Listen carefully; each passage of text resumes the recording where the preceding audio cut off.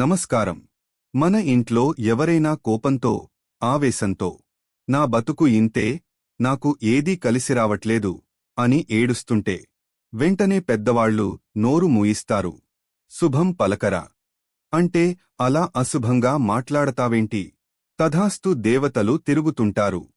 నిజమైతే ఏం చేస్తావ్ అని భయపెడతారు. నిజమేనా? అసలు ఆ తథాస్తు దేవతలు ఎవరు? వారు ఎక్కడ ఉంటారు? మన పురాణాలు దీని గురించి ఏం చెబుతున్నాయి? ఈరోజుటి మన వీడియోలో ఆ దైవ రహస్యాన్ని తెలుసుకుందాం. పురాణాల ప్రకారం ప్రత్యేకంగా తథాస్తు దేవతలు అంటూ ఎవరూ ఉండరు. కాని ఆ బాధ్యతను తీసుకున్నది మాత్రం అశ్విని కుమారులు. వీరు సాక్షాత్తు సూర్య భగవానుడి పుత్రులు.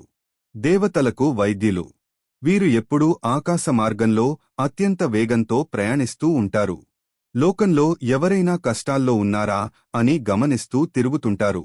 అలా వారు ప్రయాణించేటప్పుడు మనం ఏదైనా కోరికనుగాని లేదా ఆవేదననుగాని గట్టిగా తలుచుకుంటే వారి నోటి నుండి వచ్చే మాట ఒక్కటే, అదే తథాస్తు.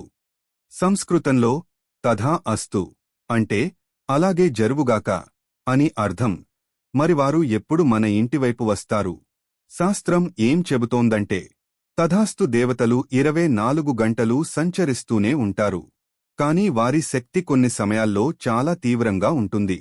అవే సంధ్యా సమయాలు, ఉదయం సూర్యోదయం వేళ, ముఖ్యంగా సాయంత్రం దీపారాధన చేసే సమయం, సూర్యాస్తమయం, మధ్యాహ్నం 12 గంటల సమయం, ఇక అత్యంత శక్తివంతమైనది బ్రహ్మ ముహూర్తం, తెల్లవారుజామున 3 గంటల 30 నిమిషాల నుండి 5 గంటల 30 నిమిషాలు మధ్య. ఈ సమయాల్లో ప్రకృతిలో దైవశక్తి ఎక్కువగా ఉంటుంది.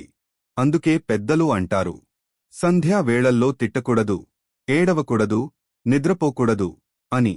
ఆ సమయంలో మనం నోటితో ఏది పలికితే గాలిలో ఉండే దేవతలు దానికి తథాస్తు అని ఆశీర్వదిస్తారట. దీని వెనుక ఒక గొప్ప రహస్యం ఉంది.